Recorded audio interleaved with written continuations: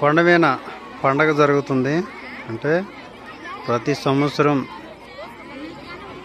ఇలాగే జరుగుతూ ఉంటుంది. ప్రతి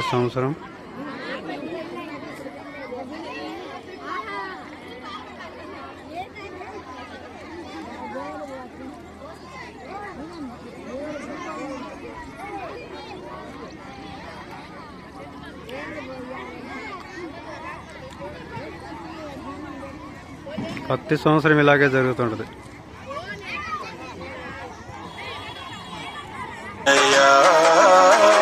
అమరుడవు నీవు నా యేసయ్యా, ఆదియువంతము నీవే